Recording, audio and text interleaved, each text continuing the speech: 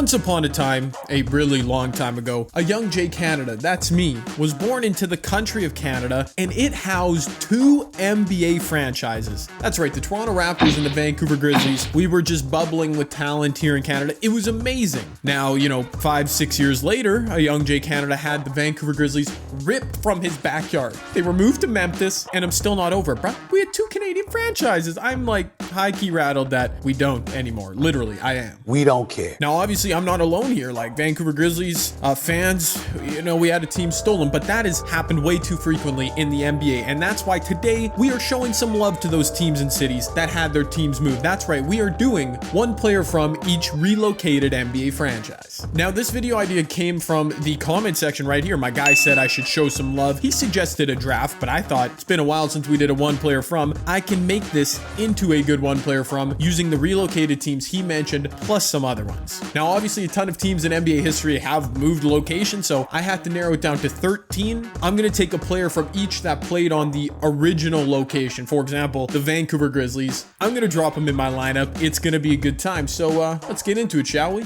Now, the first team we'll go to is our starting point guard. And he comes from a team that, to be quite honest, would have kind of been a hometown team for me as well, but they also got moved. Dennis Johnson from the Seattle Supersonics, who, of course, after a long time in Seattle, were ripped from that city and handed to the OKC, to Oklahoma City, becoming the Thunder. But Dennis Johnson, one of the key members of the Sonics before they ever moved. At shooting guard, we've got another Opal card incoming, another really good historic player who is a part of a team that moved. That's the theme. Pistol Pete Maravich, as you can see in a Jazz uniform, he was a part of the New Orleans Jazz before they moved to Utah. Now, Pete, I don't think actually ever played in Utah. I believe he was traded or moved teams after he was a part of the New Orleans Jazz, but either way, he was there. They moved. Tough. But at least New Orleans got a team back. We'll get to them in a little bit here. At small forward, we've got the boss, Elgin Baylor, who somehow never won a ring in his career. He actually started out his career with the Lakers when they were still in Minneapolis back in the late 1950s. They moved to LA where Elgin played most of his career, and obviously the Lakers have had a lot of history and a lot of historic events since that move, but Elgin started in Minneapolis. At power forward, like Seattle, this city we're going to mention hasn't received a team back. Of course, we know Minneapolis eventually got the Timberwolves and New Orleans eventually got the Pelicans, but the Baltimore Bullets never got a team back. No, sir. Baltimore never got an NBA team back. They moved from Baltimore to Washington. They became the Capitol Bullets, then the Washington Bullets, then, of course, the Washington Wizards. Now, this is one of the exceptions to my lineup. My guy, George Mirzan, never actually played for the Baltimore Bullets, but he did play for the Washington Bullets, so I figured, it counted.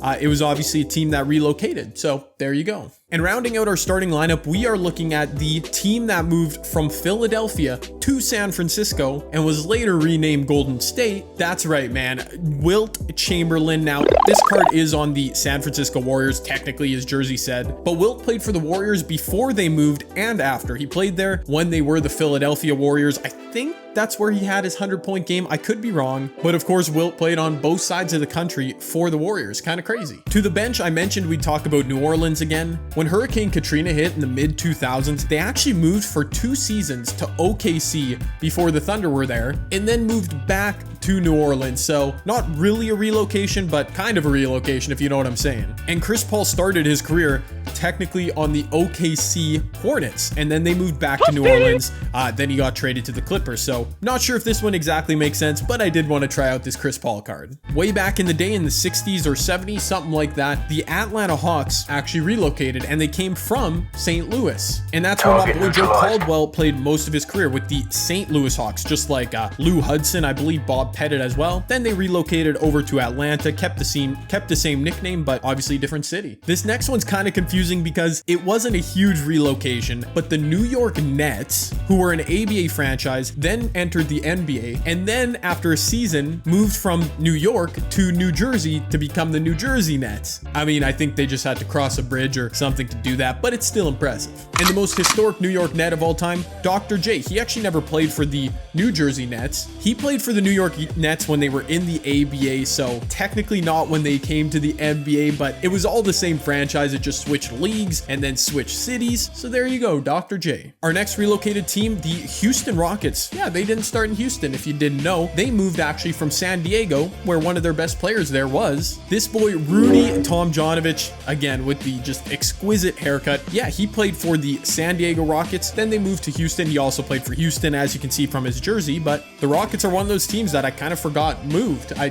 didn't really think about it. Now, speaking of San Diego, our 5th player off the bench actually moved to San Diego from Buffalo, and that San Diego franchise eventually became the second LA franchise. I'm talking about the Clippers. And I'm talking about Bob McAdoo, who actually ended up playing for the Lakers, not the Clippers, but he played for the Buffalo Braves before they moved to San Diego, like I mentioned. And just so this video doesn't get too long, I'll show you my final 3 players on the lineup all at once. Beginning with Reggie Theus. Man, the Sacramento Kings franchise has a ridiculously long history, but Reggie Theus played there when they were the Kansas City Kings, and they eventually moved over, became the Sacramento Kings, but there were a bunch of, they were called the Cincinnati Royals before. But yeah, Reggie Theus played for the Kansas City Kings. Mike Bibby drafted and played for the Vancouver Grizzlies before they were ripped from my heart, sent to Memphis. I'm still mad about it. And finally, James Silas. I know this is a random card, but I had no idea. The San Antonio Spurs actually relocated. They were originally called the Dallas Chaparrals. Is that what I wrote it? Chaparrals. I don't even know what that means, but James Silas played for Dallas, then they moved to San Antonio. That one I had literally zero idea. And I'm curious to know, did you guys not know about any of these teams relocating? I'm not gonna lie, I learned a lot when I was putting together this lineup. That's what's fun about these videos, man. I always do seem to learn a little bit about NBA history. Our lineup is pretty stacked, I'm not gonna lie. So let's go with 1 players from each relocated franchise, and let's take a W. We have to do it. For these cities that lost their team, we need to get a dub.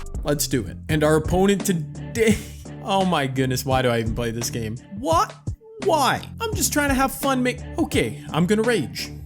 You know what? This dude might just be Hall of Fame credit card spender and not great at the game. I'm very, very clearly hoping that's it, because, man, I was just trying to have some fun with this lineup. Like, I wasn't trying. Ooh, there we go. There we go. Good start, Jay. Let's go, Dennis Johnson. Don't get chased down. Look at that. All right, you know, good vibes. That's all we want here today. No rage, Jay. This is gonna be really tough. Like, even if this dude's not good at the game, just his team will be tough to play with, especially since I'm not ultra familiar with all my cards, but dunks are easy with anybody. Thank you. There we go, Dennis Johnson. I'm struggling a bit to shoot early on, but Wilt's doing some work on the old boards. I'll take it. And I'll take that green, DJ. Good steal, Elgin Baylor. Oh, yeah. Oh, I really gave it right back. Well, I mean, if I can avoid doing dumb things like that, we'll be better off here. I'm not gonna lie, I have missed like a million shots to start this game. Obviously, I'm not gonna show those because I'm trying to be like, you know, happy. Oh, right there, Dennis Johnson. Oh my goodness. I really can't shoot today, but thank you for bailing me out, DJ.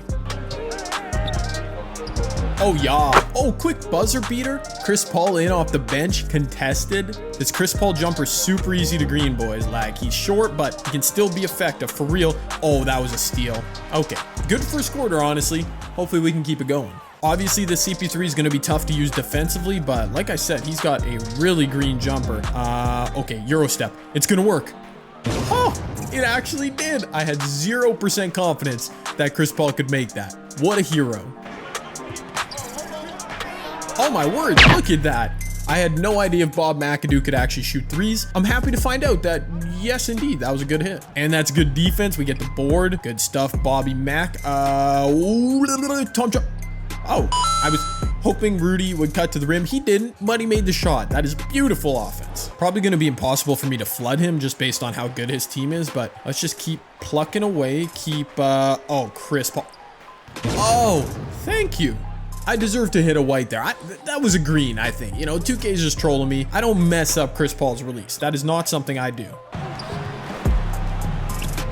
Look at Joe Caldwell in the corner. That was only a 2-point jumper, but good stretch from my bench. That's all I could ask for them. It's time for my starters to come back in, make this happen. I don't care. This man's got a GOAT lineup, but third quarter Jay is the real GOAT. Day 2. All right, man. Third quarter Jay let us down. We are losing now. Like, I promise you, 2K just bailing this man out, but I got to do whatever it takes right here. Oh, wow. I had him baited, but he made a smart read. Good stuff, bro. Rudy Tomjanovich from the corner from San Diego to Houston. Beautiful. Low-key, I like this Rudy card. I've used him a couple times, and he's always green with it. He always is. Oh, good steal. Look at Chris Paul. Yes, yes, Rudy. Don't get blocked, please. Man, I always say that when I think it might happen, and then they always get blocked. That is frustrating. That is really, really frustrating. Come on, George Mirzan. Man, just wait till we see the stats. My shooting today has been so bad, and it's my fault. Like, I got to be able to green that. Come on, George. Please finish this at least. Oh, my goodness. Yeah. All right. Well, you know, when a 7'7" dude can't dunk, when he can't finish a dunk, it's going to be tough to win a game. Like, it's really going to be a tough scene. Like, I don't know what else to say, man. I don't know. Thank you, Pete Maravich, for at least doing that. I'm not out of this game yet. It's just, I can see where it's going. Come on, Jane. Clutch up here. Good defense right there. Why? I don't, like, you just get your hand held. That's not a good shot. 31% contested. Nothing more I can do, and that's just, it's not even like that was Goat Kareem that just did that. It was freaking James Worthy. I don't know. Oh, yes. Oh, 99% covered. Oh my goodness. Wow. He gets a lucky automatic rotation, and that's the game. I'm so just done with playing 2K right now. Like, honestly, just I have no words. I have no words. Technically the scoreboard says I lost, but I didn't lose. Like, that game does not count as a loss for me. That was 2K just deciding the outcome. I mean, in the clutch, when somebody hits a 35% post fade with James Worthy, then a 99% contested post hook, like, I can't say I lost, right? Like, that's just rigged. It doesn't matter. I didn't lose. Our relocated players, though, led by Dennis Johnson, pretty good game. Elgin was cool. Chris Paul, you know, as much as I want to complain, looking at the stats, I did shoot terribly with so many people here, but it is what it is, man. I still should have won that game. It ended in a tie, I guess, because I didn't lose. So yeah, obviously I'm very salty, but if you guys still did enjoy the video, make sure you give it a thumbs up. This was a lot of fun to put this lineup together, learn some more stuff about the NBA. Make sure you subscribe if you're new as well, so you catch up with all my latest content. I'm Jay Canada. Hope you all have a good day. I'll see you in the next one.